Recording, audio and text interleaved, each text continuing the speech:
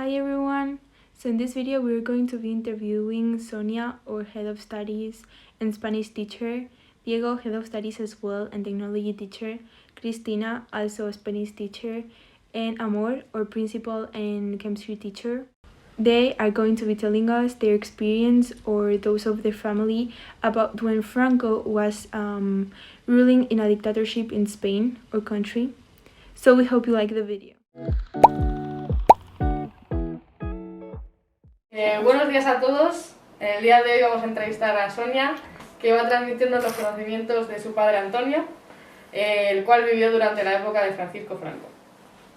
En la segunda mitad del siglo XX, España vivió bajo la dictadura de Francisco Franco. En este momento histórico marcó de manera significativa la vida de los españoles. En las siguientes entrevistas conoceremos con más detalle una gran variedad de experiencias. Bueno, buenos días, Sonia. Buenos días. Como bien he dicho, vamos a hacerte unas preguntas acerca de las vivencias que tuvo tu padre durante la época del reinado de Francisco Franco. Bueno, empezamos preguntando cómo se trataba a las personas que estaban en contra del régimen. ¿Se las ocultaba o silenciaba? ¿Qué tipo de comportamientos había que esconder al salir a la calle? Pues mira, lo primero, bueno, mi padre vivió toda la época de Franco en un pueblo pequeñito que se vio la guerra o la posguerra de forma distinta que en unas grandes ciudades. Pero aun siendo un pueblo pequeñito, pues todos los que se suponía que venían de una familia comunista o en contra del régimen, pues la verdad es que tenían que permanecer escondidos en las casas. En las casas, sobre todo en lo que hoy día serían las buhardillas, que antes eran los atrojes, y tenían que permanecer escondidos para que no se enteraran los otros, los ganadores o los vencedores de la guerra. Vale. Pues la siguiente pregunta es, ¿se hablaba del régimen en casa y fuera de casa? ¿Se hablaba de ello con la gente cercana o cada uno lo vivía de manera individual? No, en casa no se hablaba para nada, ya fueras vencedor o vencido, en casa nada. Y luego en la calle tenías que saber con quién hablabas, a qué régimen pertenecía. Sí es cierto que bueno, mi padre, como le pilló también jovencillo, los primeros años hasta los 15 o así, pues ellos hablaban del tema, pero como si fuera un juego, claro, sin tener un poco conciencia de ello, ¿no? Vale. Pues como en todos los regímenes totalitarios, el miedo es usado como una herramienta de opresión. ¿Era el miedo notable en la población? El miedo dice que se notaba en aquellas casas a los que tenían familiares escondidos y familiares en la cárcel y perseguidos, entonces ahí sí se notaba miedo, pero en el resto evidentemente no.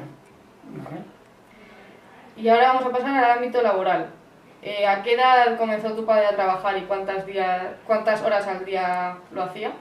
Pues empezó a trabajar a los 15 años, en el campo evidentemente, y pues dice él que de sol a sol, porque ya a los 15 años ya dejó de estudiar, porque hizo lo elemental, y claro, pues al no tener dinero ni nada, ni posibilidad de ir a la capital, a Guadalajara, pues no siguió estudiando.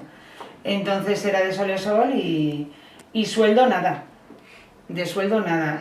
Mi padre dice que con 15 años no, lo único que le daban era algo de comer o algo de chocolate o incluso alguna para algún chato de vino, como dicen ellos, ¿no?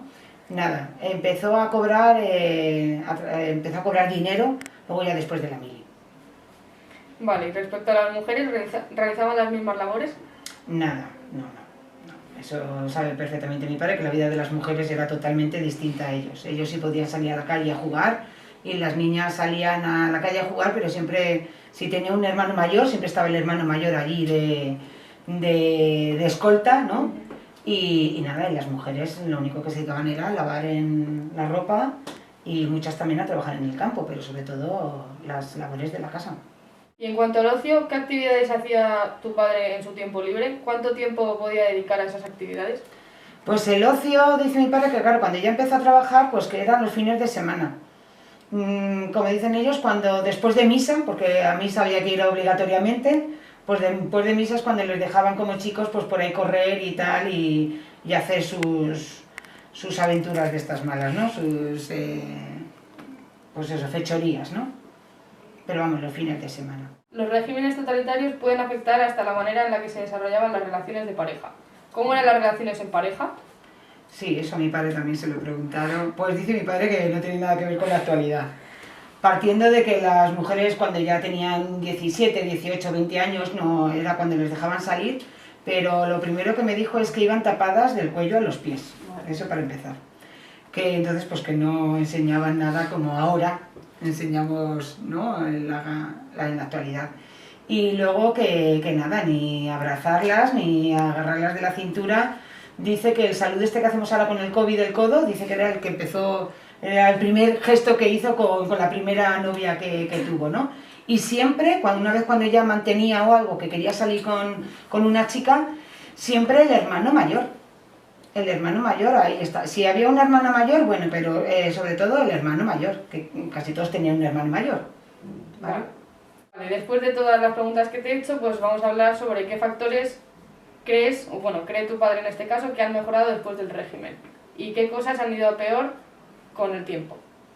Pues a ver, lo fundamental, mi padre es de la educación, ¿vale? Ha visto un cambio en la educación, porque él no pudo estudiar por las causas de la vida, evidentemente, porque él siempre se reconoce que era una persona que era inteligente, le gustaba estudiar y tal, pero la sociedad pues no se lo permitió, y entonces eso es lo primero que vio. Cuando yo nací en el 71, pues ya vio que yo ya podía estudiar como mujer. Entonces, vamos, el objetivo de mi padre principalmente era que siguiera mis estudios y que consiguiera lo que pues su hermana no había conseguido, su propia madre no había conseguido, porque mi madre siempre digo, o sea, mi abuela siempre digo que era una mujer muy moderna para la época que le tocó vivir, y entonces sobre todo la educación. La educación en las mujeres, esa oportunidad que tuvimos las mujeres con la democracia. ¿Echa de menos tu padre algo de la época del régimen? No, dice el que no. No, hombre, a ver, echa de menos, dice que su juventud, los años, pero los años como cualquier persona que añora la adolescencia, ¿no?, la juventud, pero como tal la vida no, porque claro, el hambre es duro. Vale, como pregunta final, ¿cómo ha influido esa época en la vida actual de tu padre?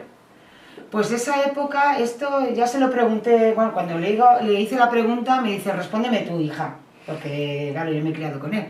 Entonces, sobre todo, bueno, pues que mi padre, por mucho que luchara y por mucho que tuviera una ideología más moderna, yo me he criado en una familia machista. O sea, mi padre, esa época de que las mujeres de que las mujeres se iban tapadas y tal, pues eso a mí me lo hizo pasar.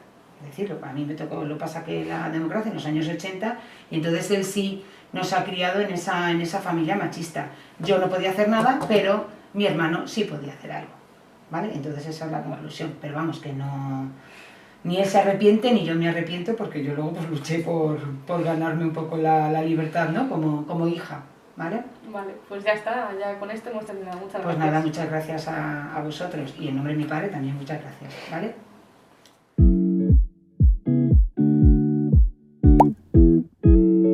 Diego is a teacher from our student, and we are going to ask some questions. Hi, Diego. Hi. I'm going to start. Okay. How were people who were against the regime treated? Well, when Franco was alive, I was very little. I was born in 72, so that means that I was 3 years old when he died. But I know, because my parents and my grandparents told me stories, that you shouldn't speak up. You shouldn't say I am against Franco or I don't agree with whatever Franco wanted. If you did, significantly, then I think you had problems. The problems might be that perhaps you had problems at work, you couldn't get a job, or maybe you had a job but you didn't have it anymore, or maybe someone made a visit and said, okay, you are saying these things and we don't like this type of things, so please stop it. And if you didn't, I suppose you had even more problems, which I don't really know, but I can imagine that it was like that. Okay. Were they hiding or silencing? Hiding people, you mean? Yes. I know there were people who had to hide, but I think it was more like in the beginning of right after the war, in the beginning of the dictatorship, and maybe afterwards also if you were, for example, communist, you couldn't be communist by then, and then you had to leave Spain or just hide. Normal people who didn't have a strong political belief, I think they didn't have to hide, but they had to, shut up, just in case. Okay. What kind of behaviors have to be hiding when going out to the street? Well, I suppose any political significance. I mean, I suppose you couldn't say I am a communist, for example, or I am against Franco because he's a bad guy, for example. I suppose you couldn't speak up. And I think you also had to be, how to say this, you had to be morally correct. So, for example, if I were a gay, I wouldn't say it probably in those times, because I think it wasn't, you know, well seen and you might have problems.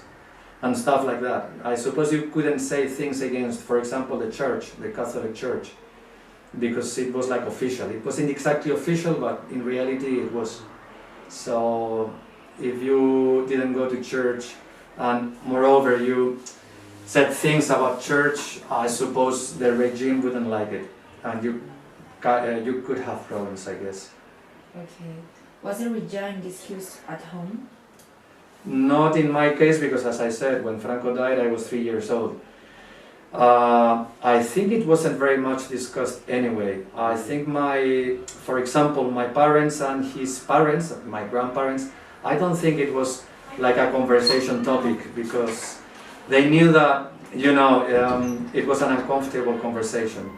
Because if they said something against Franco, someone could hear, and then the whole family would be signed. And I think parents didn't like that the children, when they were like 20 years old and so on, they were maybe more, how to say, more against Franco. They didn't like that their children would say things, because that might mean problems eventually for them and their families. What about away from home? Away from home? I suppose you mean among friends, when you're with your friends and talking with your friends. I guess then, yes, I don't know, because I wasn't there, but I imagine that if you know with whom you are speaking, you can, you know, if you and I are friends and I am against Franco, I can trust that you're not going to go to the police and then say, you look, Diego told me this and that. So I suppose in private circles, people did speak, I suppose. Was it discussed with close people, or did each one experience it individually? I don't know what to say there. I suppose people who had strong political beliefs, for them it was hard to live under the dictatorship, because they couldn't, you know, they couldn't do politics, they couldn't say anything against the regime, they had no expectations of any change, and that must have been hard. If we talk about the society in general, let's say, I suppose it was different. I suppose people knew that they couldn't expect many changes, and they knew that they couldn't, I don't know, speak up against, as I said before, against religion, against government, against, I don't know, if you didn't like, for example, the Orthodox way of getting together with a couple and then getting married, and you wanted to have no relationships or many relationships, which nowadays is more or less normal, I suppose you couldn't do it, because it was bad seen. It was like a strange behavior. And I suppose for some people that was, you know, very limiting, because maybe you wanted to, but you just couldn't. Was fear noticeable among the population? I don't think so. I wouldn't say fear as far as my parents told me. I would say, I don't know if the word exists in English, prevention. I prefer not to say too much, just in case. Maybe not like I am scared, because if I say it's just one thing, then the police is going to come and is going to take me to jail. But I suppose that depended on the people. Maybe my parents weren't politically identified with anything in particular. I suppose if there were people who were, for example, communists, as I said before, or they had strong political beliefs, I suppose they were scared if they participated in political parties, for example, because they had to hide, and you always can expect that someone finds out and you go to the police. So in that case, I can imagine that you were scared. Okay.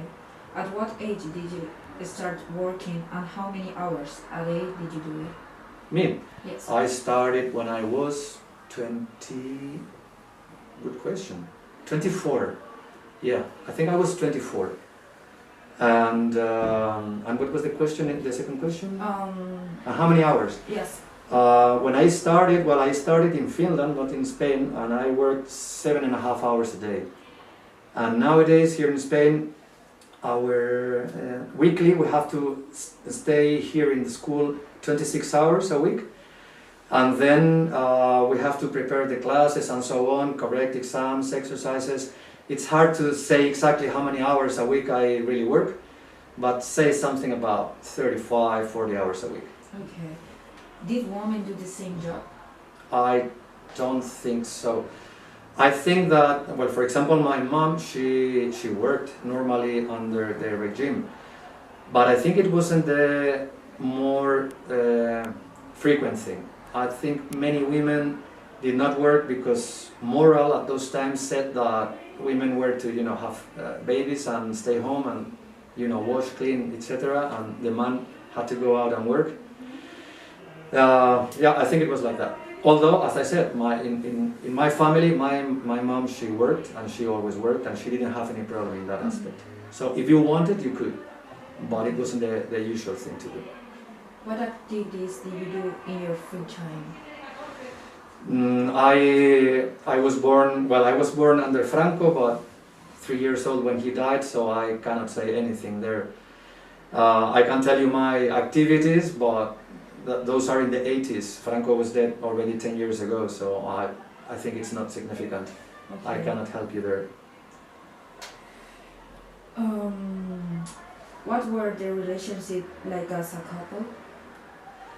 In those times, again, if I think of the experience of my parents, I would say it's a touchy subject because you don't ask your parents, you know, these kind of things normally. But anyway, I can imagine that most of the people at those times, they expected to meet someone and then they were novios, you know, like, how do you say in English? Boyfriend, girlfriend, a couple, not married couple.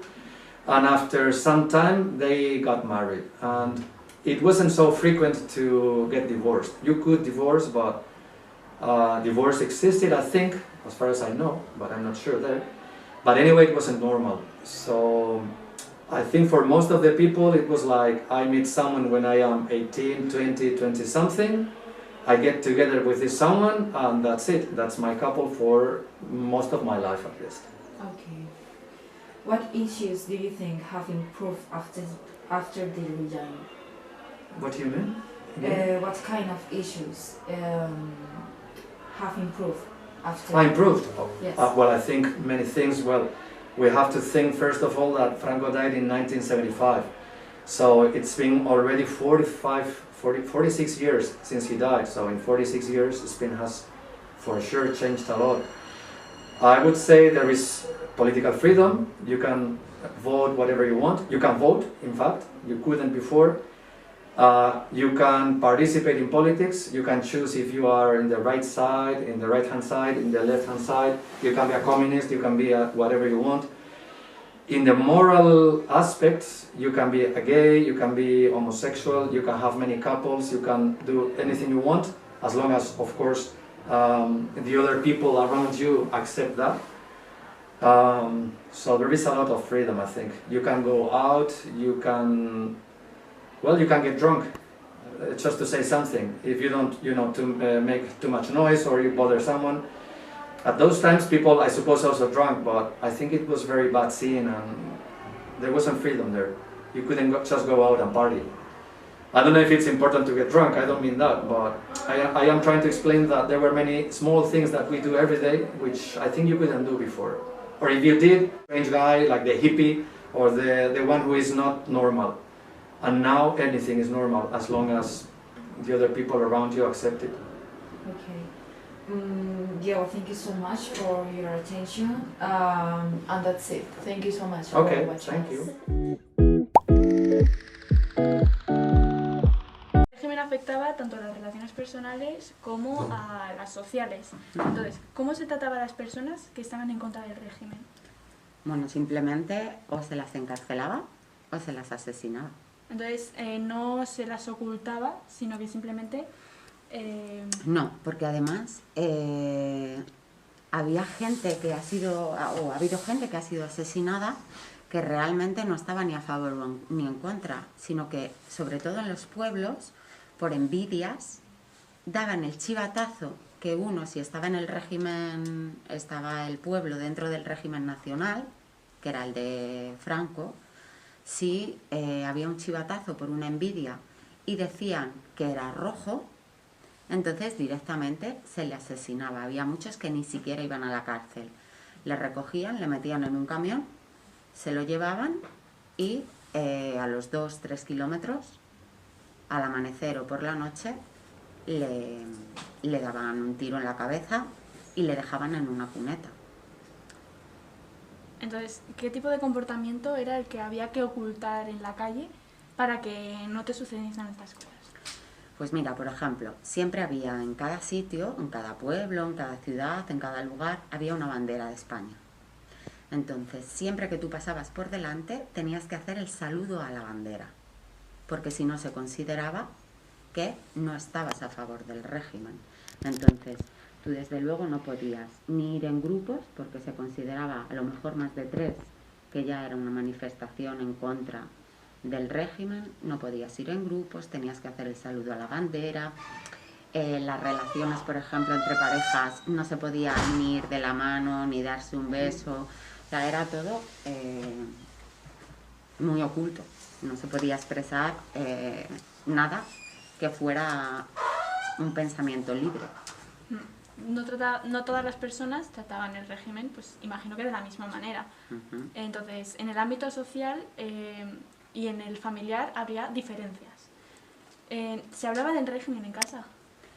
Vamos a ver, en casa sí, se hablaba del régimen. Sobre todo se le decía a los adolescentes, a los niños, las cosas que no debían hacer fuera de casa.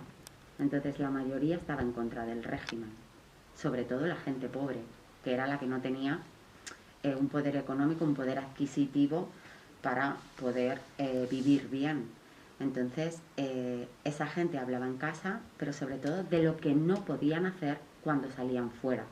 Tenían que tener cuidado de con quién hablaban, de qué temas hablaban. Entonces se dedicaban a trabajar, a volver a casa y poco más. Entonces, por lo tanto, fuera de casa, prácticamente... Fuera de casa no se hablaba del régimen, no. Vale, Porque tú no sabías quién pensaba como tú. Claro. Entonces, cada uno lo vivió de una manera individual. De una manera diferente. Por miedo a que... Por miedo a las represalias que pudieran tener. Como en todos los regímenes totalitarios, el miedo era usado como herramienta de opresión. Sí. Entonces, ¿era notable ese miedo en la población? Sí, era notable. Ya te digo, en la pregunta de antes, igual, si tú no tuvieras miedo, libremente podrías hacer cierto tipo de cosas que no se hacía. Porque no es solo que tú estuvieras en contra del régimen. Aunque no lo estuvieras, si algún vecino decía que lo estabas, corrías el riesgo de ir a la cárcel porque no te preguntaban. ¿Has dicho esto? Por ejemplo, mi abuelo vio cómo metían a su padre por un chivatazo en un camión y vio cómo le fusilaban. Eso es duro. Entonces, claro, en cuanto anocheció, fueron a escondidas a recoger el cuerpo para poderlo enterrar. Porque si no, tampoco sabían dónde estaban enterrados. Entonces, en el ámbito laboral, ¿tú empezaste a trabajar a qué edad? A ver, yo empecé a trabajar a los 18 más o menos, porque empecé a estudiar y a trabajar a la vez. ¿Y cuántas horas al día? No, trabajaba una jornada completa, pero en horario de tarde, porque estudiaba por la mañana. Vale. Y imagino que los hombres y las mujeres tendrían diferentes... Ellos tenían diferentes. Por ejemplo, las mujeres empezaban a trabajar normalmente las familias que no tenían dinero y que eran muchos hijos. Por ejemplo, la de mi madre, que eran 13 hermanos. Las niñas normalmente a los 8 o 9 años se las llevaban a capitales grandes a servir, es decir, a trabajar en una casa adinerada. Y en cuanto al ocio, ¿qué actividades realizabas tú o tus hermanos, si tienes hermanos, en el tiempo libre? En esa época, Sí. Vamos a ver, mis padres, porque yo, claro, ya soy de otra generación, pero se dedicaban sobre todo a pasear en Madrid, por el Retiro, siempre con alguien, no iba una pareja sola, siempre era un grupo, o llevaban a la carabina, no podían estar solos. Alguna vez iban al cine, pero con mucho cuidado para que no se podían besar. Si alguien les veía, entonces, bueno, a lo mejor por debajo, así en la oscuridad, se daban la mano como mucho.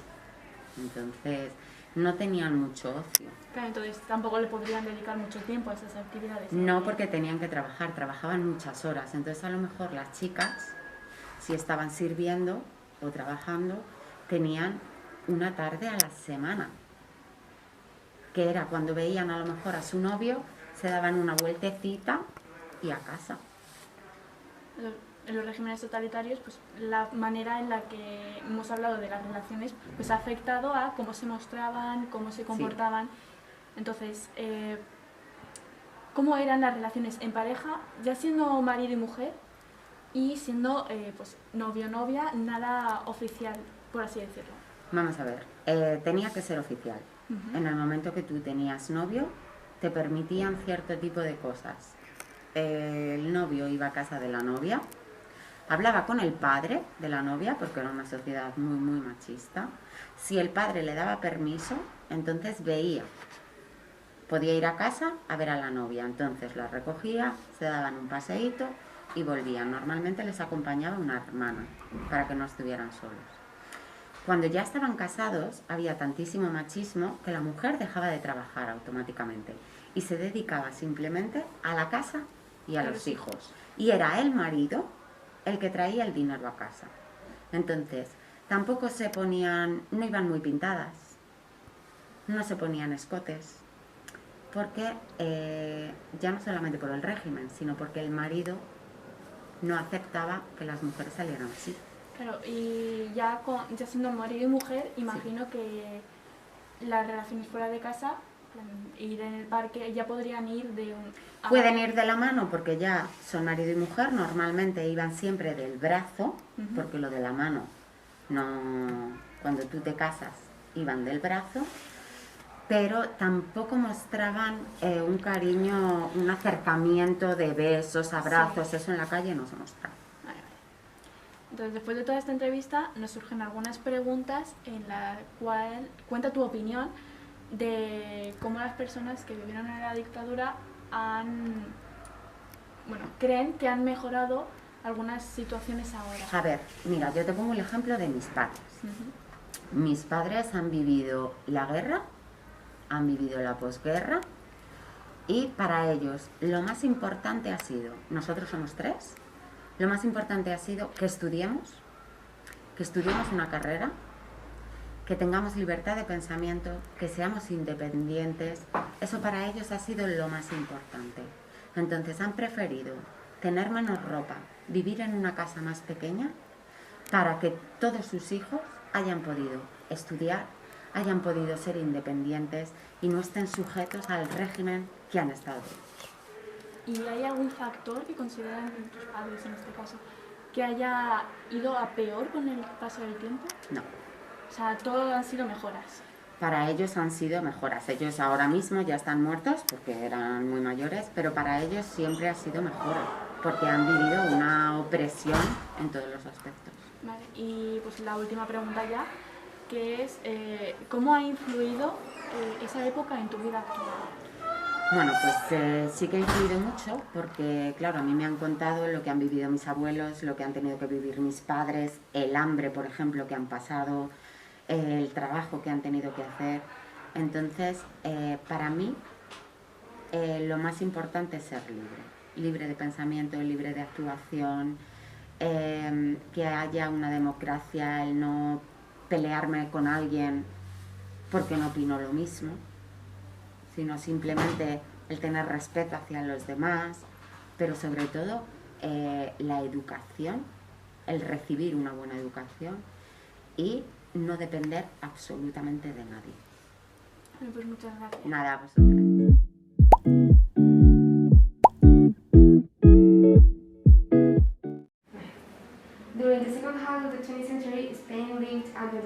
dictatorship of Francisco Franco's regime.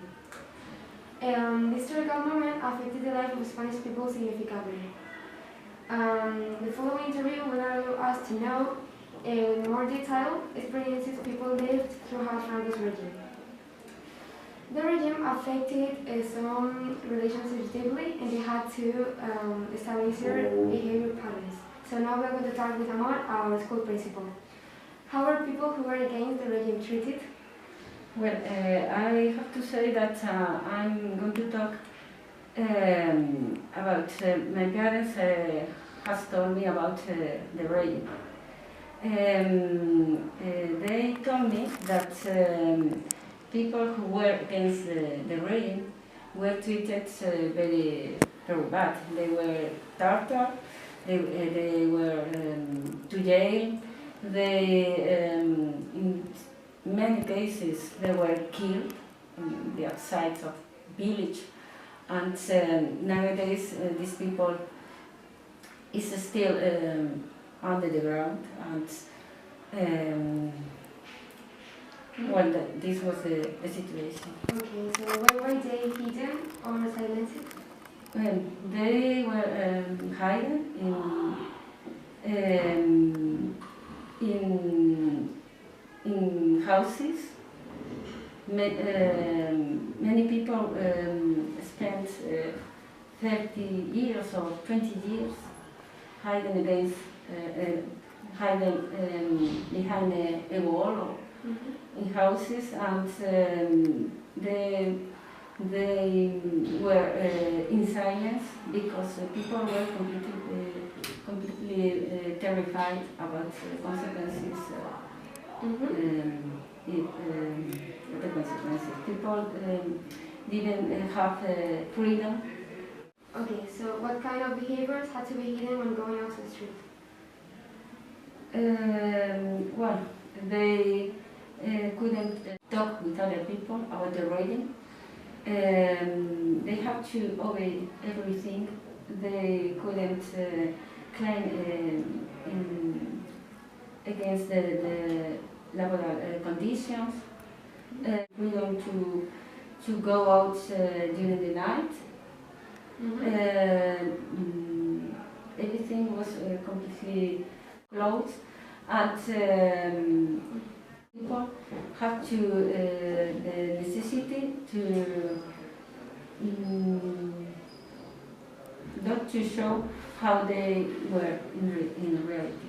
Please, at what age did your parents start working, and how many hours and days did they do it? Well, they had to start working very young because they couldn't study because in Spain after Civil War there was hungry a lot, and my father started working at 8 years old in the countryside, and my mother started working at 12 years old, sewing in the tailor. And they have to work 10, 12 hours a day, and almost every day. I think that they only have free on Sunday because they had to go to church. Nowadays it's very different, but what activities did they do on their little free time? Free time, yes. As I said, they had to work to church. I don't know if we can consider this an activity, free time, but they had to go. And they could go for a walk. They could go to dance once a month, more or less, but always with. No, it was a dance. My mother told me that it was organized, but in the village, and they couldn't go, for example, go alone. they have to go with the parents. Not everyone behaves the same way. The region within the family or socially. Was it discussed at home? No. In my family, my parents told me that they were so afraid of the consequences, and that at home they learned not to say anything about the region or about politics. It was completely prohibited for them to speak about that. Okay, and what about away from home? Well, it was the same. If they didn't speak about the region and the politics at home, of course they didn't speak outside. Yeah. Okay. So, what to discuss with close people, or they just want to have to live it individually? I think that people live individually and this experience, because if you live with another people, you put these people in danger. So they try to live along this experience, and only people who were in politics, these people share the actions or about to try to change the situation, but the region spent 40 years, and that shows that the repression that people suffered were very hard, and this is the situation that fear was the main mean that the regime used to keep the people in silence and to avoid situations that could allow that the regime finished. Okay. And last but not least, how has that time influenced in the current day? Well, I think that these people who lived during the regime, some people who lived during the regime, are used to live without claiming. They have learned to keep silence, and in the beginning, after the regime finished, there were a lot of people who didn't understand the demonstrations, and people were asked for their rights.